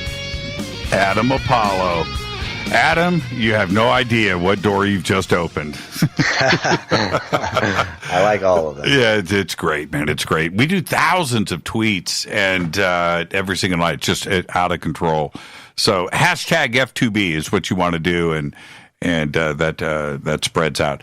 Yeah, these guys are fun, and I'll just say I rarely actually use Twitter, so it's not the best way to find me or keep in touch. But I'll use it a little bit more. I think my Instagram got disconnected from my Twitter, but it used to post kind of regularly through that. But you can easily find me there on Instagram, Adam_Apollo, or just go to adamapollo.com, and there's lots of ways to see my work and see what I'm doing. Yeah, Twitter's going to get big, I heard. Yeah, someday. All right, yeah. Let's head into some overtime. And I know that everybody is curious. We danced and moved right past. By the way, Ruben Langdon, one of my heroes. Just an extraordinary, not only as a person and an actor and a martial artist and all of the gaming stuff that he has done, it's just an incredible career, but he's a really, really good filmmaker. And I'm glad that he's grounded into some bliss right now and is heading down this road. And it's just really cool that you're working with him. But let's get back to what we danced past, which was your encounter, a physical encounter in the desert with E.T. What happened? Well, like I said, it's a long story, and if you want the full story, you'll have to watch the episode with Ruben. But I will say here, just to kind of make it simple, I'd love to just describe to you my interaction with this being, who showed up out of the blue in a moment when I had just gone through a whole series of really powerful healing experiences and come into a little deeper sense of myself and who I am and why I'm here and the purpose of my life. As any deep journey can be, when we go through a series of transformations and we come out the other side, and we finally, in this sort of deeply awakened state, start to realize what it is that we're doing here in the universe. And I mean sober, I mean spiritually aware of what we're doing here in the universe. There's breakthroughs that can happen and things that can happen. And I was just in a point of realizing literally that, literally in the moments right before she showed up, there were two things. One is that I realized that there's people all over the world that would be absolutely interested in making contact if that was possible. And that something different, something weird, something out of the ordinary, something more like the Star Trek movies they like or whatever, would be something that people would actually be into, right? For one thing. And I also realized that, that as much as it's difficult for us to see kind of this next level of being and what it might be like to travel the stars, most people are really open to it. And I don't know, there's all kinds of people in my life when I go out to the store who are working at, the grocery store or working at the gas station or here or there. And man, they would love nothing more than for ships to land and for them to get on and go explore other planets. I mean, I don't know about you, but that sounds like a pretty fun thing to leave your day job for, right? If the food is good. If the food is good. If the food is good. that is definitely a caveat. And I will say that on Earth here, we humans have certainly cultivated our love of exotic cuisine in such a fabulous way. I love food. I'm a foodie absolutely. Well, did you understand at this moment? Did you understand what was happening? Yeah, well, she was physically standing there, just looking at me, and she's in these robes that hung down her body, and there's these little symbols on her robes all along from the cowl going all the way down the front of the robes that look like constellation patterns, and they're kind of glowing and shimmering. And she's just staring at me, and I'm kind of squatting down, and I stand up and I walk over to her. And that's when I realize, as I'm getting closer, that she is not human, because humans have, every human being I've ever met, we all have this one particular quality to our skulls. As a Homo sapien and even Homo erectus, and you look at all of us, you've got these eyebrow bones, and the eyebrows come down to the sides, and we all have this little, bone point where there's the edge of the eyebrow, and it kind of closes the eye cavity and goes down. And, everybody's got it. Everybody's got an end to their eyebrows. Everybody's got a certain shape to their eyebrow bone. And that shape is pretty much defined in our human species. Well, we recognize that from the time that we're a baby, looking at our mother's face, and that's it. It is part of our DNA to recognize another human being. That's right. And it's across, even though you put me next to a Nigerian guy or a Japanese guy, we all have very different look. But if you look at our skulls, and you look at the shape of the bone structure in our skulls, we have these very, very similar qualities. And when I looked at her, she didn't have that end point to the eyebrow bones. Her eyebrow bones went back further out to where her temples are. And then there was an edge to that hollow point. So the hollow around her eyes extended much further back. And she still had beautiful kind of human-shaped eyes, not very big, but just there. And she generally looked human. But she also had these little bone points coming off in her forehead, little bone points coming off her cheeks, and was very beautiful. Her ears actually extended back to points. That's fakeable, of course. Mm-hmm. But this eyebrow bone thing, there's just no way. You couldn't do it. I mean, even when you watch Star Trek and things like that, and they have all this makeup and they build up the faces in all these ways, you still got that spot in the eyebrows. You just can't lose that. Can't fake it. And then that was my first whoa, okay. And then I get about as far away from her as if I reached out my arm and she reached out her arm, our fingertips would touch. And when I reached that point of distance from her, all of a sudden she was in my head. And it was like I put on VR goggles and headset and everything, and she spoke into my mind with what I could best describe as a immersive holographic light language that said to me, "I know who you are." And that expression was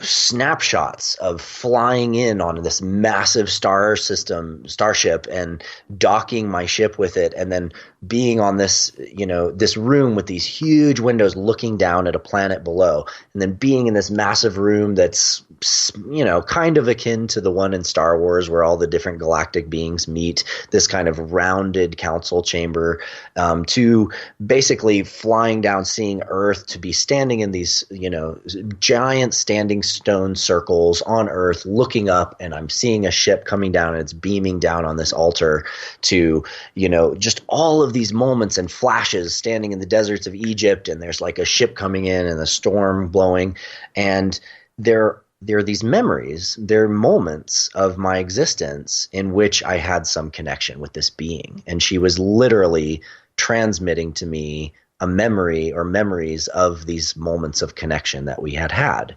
And so there was this instant feeling of deep familiarity, of deep recognition. I also saw the symbol that I would wear, on my coat when I was going into these, meetings as different species. And there was just all of this sense of instant familiarity. And I just, thank you, and I felt this massive, deep gratitude for this moment of recognition. It was the most powerful telepathy I've ever experienced. Now, how did you return the telepathy?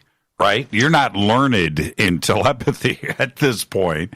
No, all I did was think, thank you, and feel the feelings I was feeling. And she just could see it. It was transparent as day, The same way, if you tell, your daughter or someone in your family that you love them in a really deeply authentic way, and you literally watch them light up, you can see how they receive it. It's, how she received it from me. What happened next? What happened next after this introduction? Well, I happened to not be alone in this desert, and there was Reuben, a couple guys. Was Reuben with you? No. Okay. Okay. I didn't know Reuben back then. I didn't even meet Reuben actually until this last year. So okay.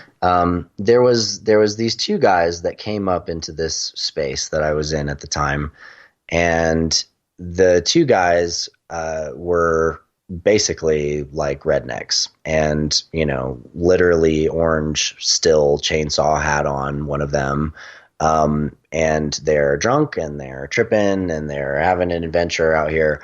And they come up and they look at her and they're like, whoa, man, what is this? And look at each other like, what the fuck? And they're looking around in this space, which is an art piece. And there's more to the story, but I'm not going to get into too much detail in this conversation. And she looks over at them, and what she transmits back to me is, not all of you are ready. And that transmission came with, if you ever saw the movie The Fifth Element, the moment when it's she looks up war, and it's I see these guys and they're shooting off their shotguns and they're shooting things, and then one of them's getting his head shaved, and then now he's in the military, and now he's shooting a machine gun, and now he's listening to heavy metal, and now he's shooting a tank, and now he's blowing up this thing and he's blowing up that thing, and there's this whole cascade of imagery of just someone just living their life. It's not that what they're doing is bad. It's just that the way that this kind of chain goes is to a lack of care for life, and a lack of understanding of others, and a lack of awareness of really who are you destroying? Why are you destroying them? Do you really know? Are you just doing it because your country says it's a good idea? Do you actually know why you're at war? Do you actually know, all of these different questions come up. And I could see the kind of pain of humanity in which a lot of people are stuck in hard places, and they're not necessarily ready for this sort of leap, in terms of the way it seems in their consciousness.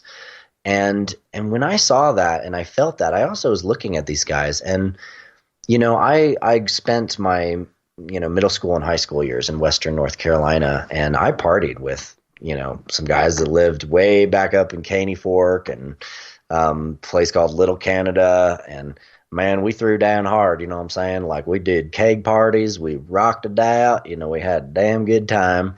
And I know these guys, they're my friends, they're my homies. And I saw some of them get beaten by their dads. I saw some of them deal with they stop caring about the grades they get in school because all their parents care about is they're doing FFA because their dad's you're going to take over the farm. That's what you're doing next. If you don't listen to me, you're going to military school. And I saw the lack of choice and the lack of options that some of these kids had. And I realized that that's true across the board, that a lot of kids grow up and they are trying to fit the model that their parents have laid out, or try to fit society in some way, and they don't have a way to get there, and they get forced into these situations where they're struggling, and they're literally fighting against the society and consciousness and all of these different things, and get caught up in fights and in war, and it's all based on trauma. And I sent her this sort of sense of my awareness of the fact that war is based on trauma, that a lot of these guys, it's not their fault, that these guys are my friends and I love them, I didn't know these two guys, but they could have been friends of mine from high school. Sure. And I sent her that sort of love and compassion that I felt for them. And I also said, and enough of us are. And I sent her an images of, all of these different friends that I'd had and that I'd made over the years who just had a spark of light in them, and they just wanted more than anything to make a difference in the world. They just want more than anything to make a change that's big enough or that's drastic enough that somehow the wheel and the cycle would be shifted, and their children wouldn't have to deal with the same kind of pain and challenges that the environment would make it through this adolescence of humanity, and we'd see through to the other side of this sort of major growth spurt that we're going through as human beings, and survive and have a planet that's beautiful to pass to our kids. And there's all of these beautiful people doing great work in the world right now, and a lot of them are listeners on your show that are dedicated to making a change in the world for the better and for our generations to come. And that's something that I felt deeply, and she received very deeply. And the look on her face shifted, her eyes sparkled, and suddenly I felt this wave of love hit me, and she bowed to me and she sent me this energy, and she said into my heart and into my being with light and sound and visuals, "Thank you for honoring your people." And it was just this overwhelming sense of love. And I just felt like, oh my God, I just like passed a test. Right. This was a test. She was just testing me. And it was like, oh, and I felt this love so strong. It was overwhelmingly powerful. And I just bowed to her and, put my head and my hands together and bowed to her, and just so much gratitude for this moment and this experience with her. And then I came up from the bow, and she was gone. And the redneck guys were still there. Other people in the area were still around, but she was nowhere to be seen. Have you seen her since? No, not in the physical. But I have connected with her, and she spends time in the Syrian star system. But that's certainly part of another story. Yeah. I just got asked the dumb question, right? Sure. The two redneck guys, the still chainsaw hat. What did they say? I mean, what was the reaction after she wasn't there? Oh yeah, well, there's a moment where I was actually massively thankful for this moment. But one of them, after looking at this art piece that is part of this area that I was in, looks over and she's gone, and he's like glances around like, where the did she go? Mm-hmm.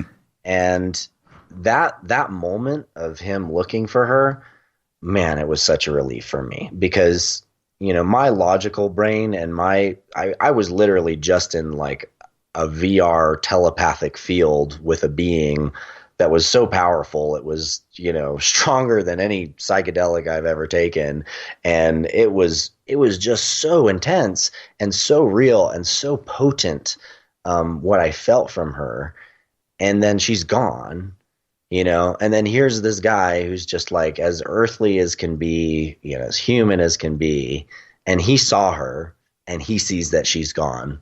And I'm like, okay, that was real, like it was one of those moments where it's like anybody would question themselves after having an experience that powerful.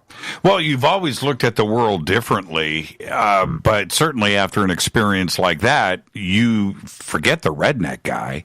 Yeah. You have to look around and go, okay, well, I was thinking things weren't the way they seem, but now I know that things are not. How did it change for you from that moment forward? Well, from that moment on, I actually went out to go and make contact. And, I won't tell the rest of the whole story because it's just a lot to tell. But I did literally from there, I went out and had an experience of bilocation where I astrally traveled to this galactic council chamber in which I saw and witnessed at least 73 different ambassador groups from different species from all over the galaxy Why 73? I don't know. It's the number that my brain pulled out, and it's just was there in the moment that I had the experience. And I ended up in a deep and powerful conversation with them for many hours after this, in which I came to know and understand who I was a little bit better, and also like what the heck we're doing here, and what's going on, and why are these species not landing on the White House lawn, as people like to say. And I saw on your Twitter feed. And when it comes down to it, I'll give you the summary of some of my realizations from that conversation. And that's that, we are, as I mentioned before, in an adolescent phase as a species. We're literally coming to a point where, for the first time since before the end of the last ice age, we're connected across the entire planet. We have the ability to communicate with each other instantaneously all over the world now. We have technology that backs up our capacity to develop telepathy. But telepathy is coming. We are already starting to speak more languages and merge and realize that all languages are in some way connected to a higher language that's the language of thinking and mind and information itself. And we can translate things instantly using our digital technologies. And as we come into this maturation cycle, we are preparing for this sort of great orgasm of Gaia, of this sort of height of evolution of Gaia, where the human species is released out into the galaxy and gets to go and explore and play and share all of our realizations and our gifts with these other worlds, and receive the gifts from these other species as well, to bring our planet back into balance and to make it through this grand game of being and evolution in life. But in order to do that, there's certain very fundamental realizations that we need to go through as a species.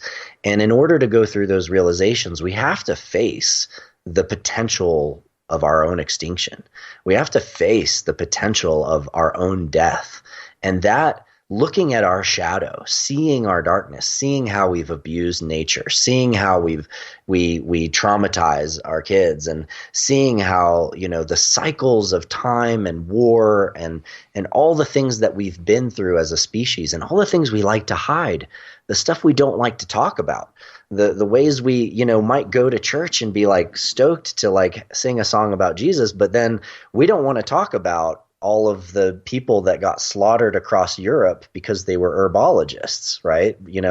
If you're Muslim, like dealing with the shadow, like facing our shadow, facing our own darkness, facing the things that we've done wrong is critical to us coming into greater responsibility for who we actually are, and making the kinds of new choices in the moment that are going to pave the way to a future that actually is equitable and good for all life.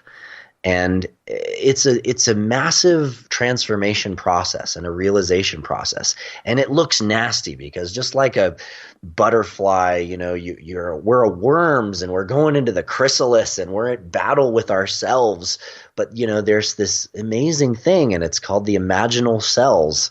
And the imaginal cells are like those of us that are waking up and popping open, and we're realizing, all the truth to these things. And we're getting clear, and we're questioning. We're asking the really hard questions. And we're not just stopping there. We're keeping going until the truth is seen. And that's creating pressure where the old structure is breaking down and falling apart. And then through those imaginal cells, literally working together, connecting together, we're forming a new structure that transcends and includes the old one. So no one gets left behind, but we literally begin to generate and gestate this new form of being, this new species that we're becoming, in order to become part of this galactic community.